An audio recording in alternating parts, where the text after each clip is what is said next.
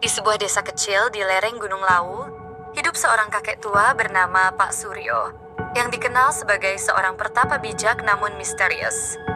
Pak Suryo memilih tinggal jauh dari keramaian, di sebuah gubuk sederhana di tengah hutan yang diyakini angker. Penduduk desa sering mendengar kabar bahwa ia tidak tinggal sendirian. Seekor macan kumbang hitam yang mereka yakini sebagai penjaga gaib Gunung Lawu kerap terlihat di sekitar gubuknya. Legenda mengatakan, macan itu adalah perwujudan roh penunggu hutan. Namun Pak Suryo selalu menanggapinya dengan senyum tenang, seolah menyimpan rahasia besar. Kehidupan mereka menjadi teka-teki hingga suatu hari, seorang pemuda pemberani, Arga, nekat masuk ke hutan untuk membuktikan bahwa semua itu hanyalah mitos. Namun apa yang Arga temukan di sana mengubah hidupnya. Ia menyaksikan ritual misterius antara Pak Suryo dan macan kumbang tersebut, yang seolah berbicara dengan bahasa yang tak dimengerti manusia biasa. Rahasia di balik hubungan mereka membawa Arga pada tabir gelap tentang kekuatan mistis Gunung Lawu, perjanjian gaib, dan beban yang selama ini dipikul Pak Suryo. Ketika sebuah ancaman besar datang ke desa, rahasia ini terkuak, membawa keajaiban sekaligus ketakutan. Apakah Pak Suryo dan macan kumbang itu penjaga desa, atau justru sumber dari malapetaka yang akan datang? Di lereng Gunung Lawu yang diselimuti kabut abadi, berdiri sebuah gubuk tua yang tampak rapuh dimakan waktu. Tempat itu dihuni oleh Pak Suryo, seorang lelaki tua yang dikenal sebagai pertapa bijak. Kehidupan Pak Suryo begitu terpencil, tak ada jejak peradaban modern yang menyentuh gubuknya. Hanya bunyi burung hutan, desau angin, dan gemerisik dedaunan yang menjadi teman setianya. Meski hidup dalam kesunyian, nama Pak Suryo sering disebut-sebut di desa terdekat. Mereka percaya ia memiliki hubungan dengan alam gaib, sebuah ikatan yang tak dimiliki manusia biasa. Kisah ini menjadi lebih menyeramkan karena kehadiran seekor macan kumbang hitam yang selalu terlihat di sekitar gubuknya.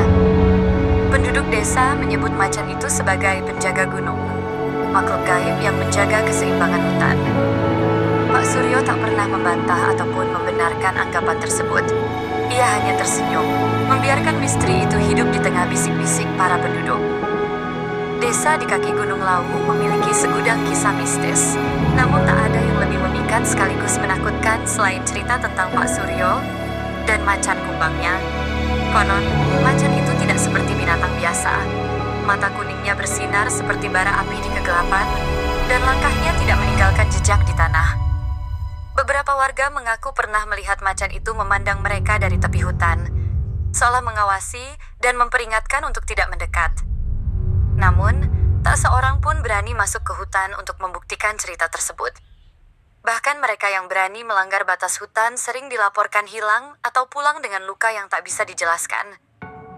Misteri ini semakin memperkuat keyakinan bahwa macan tersebut adalah penjaga gaib yang hanya tunduk pada Pak Suryo. Pak Suryo sendiri menjalani hidupnya dengan tenang.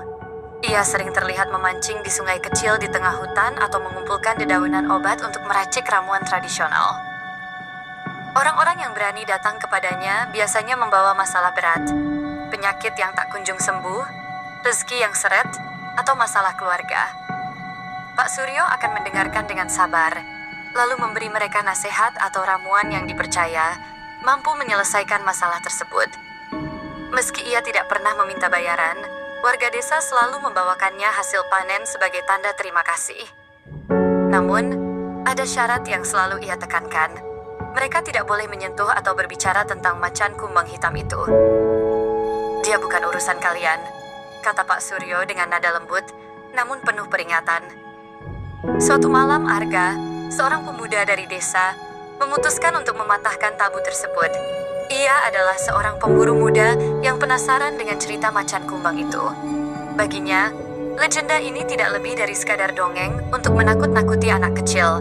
Didorong rasa ingin tahu dan keberanian yang kerap disebut orang lain sebagai kesombongan, ia memasuki hutan pada tengah malam.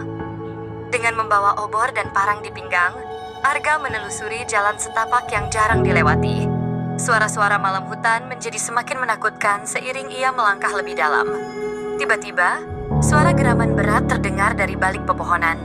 Jantung Arga berdegup kencang, tapi ia menolak mundur. Saat itulah ia melihat sepasang mata kuning menyala di kegelapan, tepat di hadapannya. Ketika sosok macan kumbang itu muncul dari balik bayangan, Arga merasa kakinya seakan membeku. Tubuh besar dengan bulu hitam mengkilap itu tampak seperti raja yang baru saja turun dari singgasananya. Namun, alih-alih menyerang, macan itu hanya menatapnya dengan intens, seolah sedang membaca isi hatinya. Arga merasa seperti sedang dihakimi oleh makhluk yang jauh lebih bijak darinya. Dengan gemetar, ia mencoba mengangkat obornya untuk mengusir macan itu, tetapi langkahnya justru tersandung akar pohon. Ia terjatuh, dan obornya padam. Dalam kegelapan, suara gemuruh napas macan itu terdengar begitu dekat. Ketika Arga menutup matanya, yakin bahwa hidupnya akan berakhir, sebuah suara lembut namun tegas terdengar dari kegelapan. Dia tidak akan menyakitimu jika kau tidak berniat buruk. Arga membuka matanya dan melihat siluet Pak Suryo muncul dari bayangan hutan. Pak Suryo berdiri dengan tenang di hadapan macan kumbang itu, seolah-olah makhluk buas tersebut hanyalah kucing jinak. Arga, yang masih tergolek di tanah, menatap pemandangan itu dengan heran dan takut. Macan kumbang itu menundukkan kepala, seolah memberi hormat kepada Pak Suryo sebelum perlahan-lahan berjalan menjauh, menghilang ke dalam kegelapan hutan. "Apa yang kau cari di sini, nak?" tanya Pak Suryo dengan nada datar, namun penuh wibawa. Arga tergagap mencoba menjelaskan niatnya untuk membuktikan bahwa macan itu hanyalah binatang biasa. Pak Suryo tersenyum tipis. "Kau beruntung malam ini. Tidak semua yang datang ke hutan ini mendapat kesempatan kedua." Dengan suara bergetar, Arga bertanya, "Apa itu benar-benar macan biasa, kek? Atau sesuatu yang lain?" Pak Suryo menatapnya lama sebelum menjawab, "Ada hal-hal yang lebih baik dibiarkan menjadi misteri." Pak Suryo memutuskan untuk membawa Arga ke gubuknya karena pemuda itu tampak terlalu lemah untuk kembali ke desa sendirian. Sepanjang perjalanan, Arga merasakan keheningan yang berbeda. Hutan malam terasa lebih hidup, dengan suara-suara misterius yang terdengar seperti bisikan. Beberapa kali Arga merasa seperti diawasi oleh sesuatu yang tak terlihat. Sesampainya di gubuk, Pak Suryo menyalakan lentera, menerangi ruangan kecil yang penuh dengan benda-benda aneh, botol-botol berisi cairan berwarna, keris tua, dan beberapa ukiran kayu berbentuk macan. "Duduklah," ujar Pak Suryo sambil menuangkan air dari kendi ke dalam cangkir. Ketika Arga meminum air tersebut, tubuhnya terasa lebih ringan, seolah rasa takut yang tadi membebaninya mulai memudar. Namun, matanya tetap terpaku pada ukiran-ukiran macan di dinding. "Kek, kenapa macan itu tidak menyerangku?" tanya Arga dengan nada penuh rasa ingin tahu. Pak Suryo menghela napas panjang, lalu duduk di bangku kayu di depannya. "Karena kau masih dianggap layak untuk diberi kesempatan. Macan itu bukan binatang biasa, nak. Dia penjaga lau, roh yang ditugaskan untuk menjaga keseimbangan di sini." Arga terdiam, merasa apa yang dikatakan Pak Suryo sulit diterima akal. "Roh? Maksud kakek makhluk halus?" tanya Arga ragu. Pak Suryo mengangguk. "Hutan ini adalah rumah bagi banyak makhluk yang tak bisa kau lihat dengan mata telanjang. Mereka hidup berdampingan dengan kita, tapi mereka juga menjaga batasan. Ketika batas itu dilanggar, mereka tidak akan tinggal diam." Kata-kata itu menimbulkan rasa dingin di tulang belakang Arga. Ia mulai menyadari bahwa rasa penasarannya tadi hampir membawa dirinya pada bahaya besar. Malam itu, Pak Suryo mulai menceritakan sebuah kisah lama tentang asal-usul macan kumbang penjaga lawu. Dulu, ratusan tahun yang lalu, ada seorang pertapa yang tinggal di gunung ini, sama seperti aku. Namun, ia jauh lebih kuat dan lebih bijaksana. Ia membuat perjanjian dengan para roh penunggu hutan untuk melindungi desa-desa di sekitar lawu dari malapetaka. Sebagai imbalannya, ia harus menyerahkan sebagian jiwanya untuk menjadi penjaga abadi. Jiwa itu terikat pada seekor macan kumbang yang hingga kini tetap menjaga wilayah ini. Arga mendengarkan dengan saksama, matanya membelalak mendengar kisah tersebut. "Apakah kakek juga membuat perjanjian itu?" tanya Arga perlahan. Pak Suryo tersenyum samar, namun tak memberikan jawaban langsung. Pak Suryo kemudian menambahkan peringatan, "Macan itu bukan sekadar penjaga, tapi juga hakim. Ia bisa membedakan mana yang tulus dan mana yang penuh tipu daya. Itulah sebabnya kau selamat malam ini. Namun, jika kau datang dengan niat buruk, kau mungkin tidak akan pernah keluar dari hutan ini. Kata-kata itu semakin meneguhkan rasa takut sekaligus hormat dalam diri Arga. Namun, rasa ingin tahunya belum hilang sepenuhnya. Jadi, apa peran kakek di sini? Apakah kakek bagian dari perjanjian itu? Pak Suryo hanya menggeleng perlahan. Peranku adalah memastikan manusia tidak melampaui batas. Aku hanya penjaga keseimbangan, bukan penguasa. Tapi ingat, setiap tindakan manusia di hutan ini akan selalu diawasi. Bahkan oleh mereka yang tidak kau lihat. Dengan itu, pembicaraan pun berhenti, meninggalkan Arga dengan sejuta pertanyaan yang belum terjawab. Pagi menyambut dengan sinar matahari yang perlahan menembus dedaunan lebat hutan. Arga terbangun di gubuk Pak Suryo. Tubuhnya terasa lebih segar meski pikirannya masih dibayangi oleh cerita semalam. Ia menatap sekeliling, berharap menemukan jawaban dari berbagai pertanyaan yang mengusik hatinya. Namun, suasana hening gubuk itu justru membuat pikirannya semakin penuh. Pak Suryo tengah duduk di luar, memandang hutan yang terlihat damai, seolah sedang berbicara dengan alam. Ketika Arga keluar, ia disambut oleh senyum tipis lelaki tua itu. "Kau masih ingin tahu lebih banyak, bukan?" tanya Pak Suryo tanpa menoleh. Arga mengangguk perlahan. Rasa ingin tahu itu baik, tapi kadang bisa membawa malapetaka jika tak diimbangi dengan kebijaksanaan. Lanjut Pak Suryo. Kata-kata itu seolah menjadi peringatan, tetapi bagi Arga, itu juga tantangan untuk mengungkap lebih dalam misteri Gunung Lawu. Saat mereka sarapan dengan ubi rebus dan teh hangat, Pak Suryo bercerita tentang peran manusia dalam menjaga harmoni alam.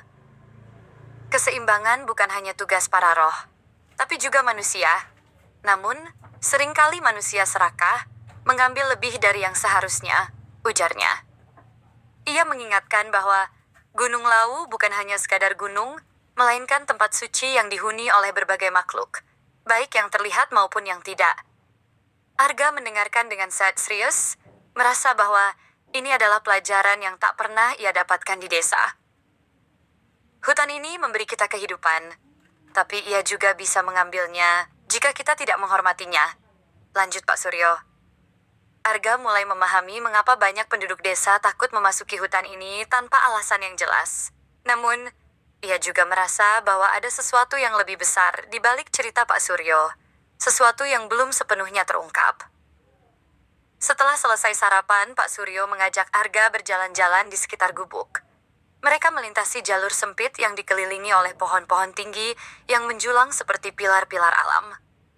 Di tengah perjalanan, mereka berhenti di sebuah batu besar yang tertutup lumut. Pak Suryo menyentuh batu itu dengan penuh hormat lalu berbisik pelan, seolah berbicara kepada seseorang. "Ini adalah salah satu tempat di mana penjaga Gunung Lawu sering muncul," katanya. Arga memperhatikan dengan seksama, merasa ada aura yang berbeda di tempat itu. "Apa yang kakek bicarakan tadi?" tanyanya penasaran. "Aku hanya meminta izin. Setiap tempat di hutan ini memiliki penghuninya, dan kita harus menghormati mereka," jawab Pak Suryo. Kata-kata itu membuat Arga merasa kecil di hadapan kebesaran alam dan makhluk yang tak kasat mata. Mendekati siang, Pak Suryo membawa Arga ke sebuah lembah kecil yang dipenuhi bunga berwarna-warni. Di tengah lembah, terdapat sebuah altar batu sederhana dengan ukiran macan kumbang di permukaannya. "Inilah pusat dari kekuatan hutan ini," ujar Pak Suryo. Ia menjelaskan bahwa altar tersebut adalah tempat para roh berkumpul untuk menjaga harmoni alam. Arga merasa kagum sekaligus takut saat berdiri di dekatnya. "Apa yang terjadi jika ada yang mencoba merusak tempat ini?" tanya Arga. Pak Suryo menatapnya tajam, matanya penuh dengan kewaspadaan. "Mereka yang berani melanggar kesucian tempat ini tidak akan pernah kembali. Penjaga hutan akan menghukum mereka tanpa ampun."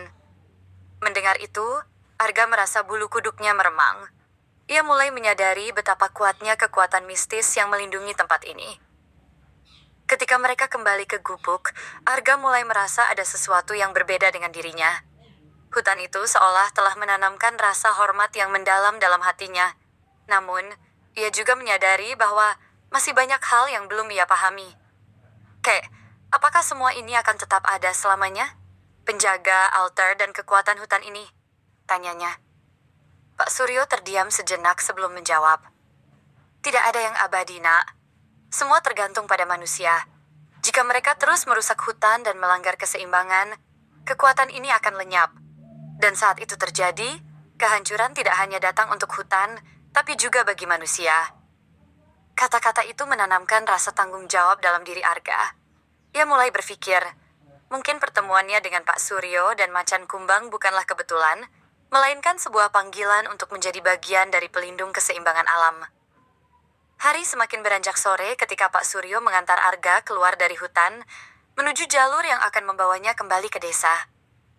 Langit yang cerah perlahan berubah menjadi jingga, memantulkan bayangan yang panjang di tanah. Sebelum berpisah, Pak Suryo memberikan pesan terakhir. Jangan ceritakan apa yang kau lihat di sini kepada orang lain, kecuali mereka yang benar-benar memahami nilai keseimbangan alam, katanya dengan nada tegas. Jika cerita ini sampai ke orang yang salah, mereka mungkin akan datang ke sini dengan niat buruk, dan itu bisa membawa bencana. Arga mengangguk, menyadari tanggung jawab besar yang kini berada di pundaknya. Saat Pak Suryo menghilang kembali ke hutan, Arga merasa seolah ia baru saja menyelesaikan sebuah perjalanan besar yang mengubah cara pandangnya terhadap dunia. Ketika Arga kembali ke desa, ia disambut oleh wajah-wajah penasaran para penduduk. Mereka ingin tahu apa yang terjadi di dalam hutan, apakah ia benar-benar bertemu dengan Macan Kumbang, dan bagaimana ia bisa kembali dengan selamat. Namun, Arga hanya menjawab dengan singkat. Hutan itu adalah tempat yang penuh misteri. Kita harus menghormatinya, katanya. Penduduk desa mengangguk meski banyak yang merasa kecewa karena tak mendapat jawaban yang mereka harapkan. Dalam hati, Arga merasa bahwa cerita yang ia alami bukan untuk dibagikan dengan sembarang orang. Ia memilih menyimpannya sebagai rahasia, sebagaimana Pak Suryo memintanya. Waktu berlalu, dan Arga mulai menjalani hidupnya dengan cara yang berbeda. Ia menjadi lebih bijaksana dan berhati-hati dalam bertindak, terutama dalam hal yang berkaitan dengan alam. Namun, desas-desus tentang hutan dan Macan Kumbang penjaga laut terus menyebar, menarik perhatian orang-orang dari luar desa. Beberapa pemburu dan penjelajah datang dengan niat untuk membuktikan keberadaan macan itu. Arga merasa cemas, mengingat peringatan Pak Suryo.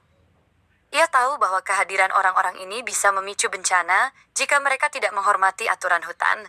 Dalam diam, Arga berdoa agar para penjaga hutan tetap melindungi tempat suci itu. Suatu malam terjadi peristiwa yang mengguncang desa. Terdengar suara gemuruh dari hutan, disertai dengan angin kencang yang tiba-tiba melanda.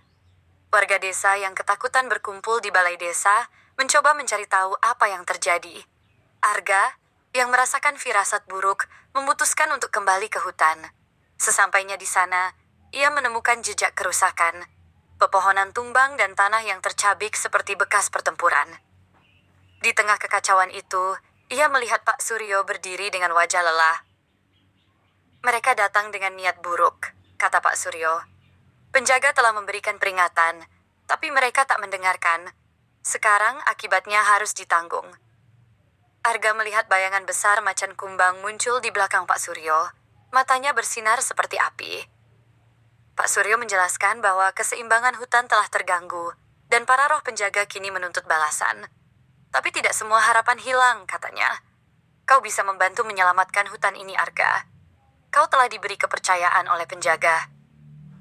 Arga, yang awalnya ragu, merasa dorongan besar dalam hatinya untuk bertindak. Dengan bimbingan Pak Suryo, ia membantu memulihkan keseimbangan di hutan dengan melakukan upacara penghormatan di altar batu. Perlahan, suasana hutan menjadi tenang kembali, dan Macan Kumbang itu kembali ke bayangannya. Ketika semuanya selesai, Pak Suryo berkata, "Kau kini bukan hanya penghuni desa, tapi juga bagian dari penjaga hutan ini." Arga mengangguk, menerima takdir barunya. Ia tahu bahwa tugas ini bukanlah akhir dari perjalanan, melainkan awal dari tanggung jawab besar untuk melindungi Gunung Lawu dan semua yang hidup di dalamnya.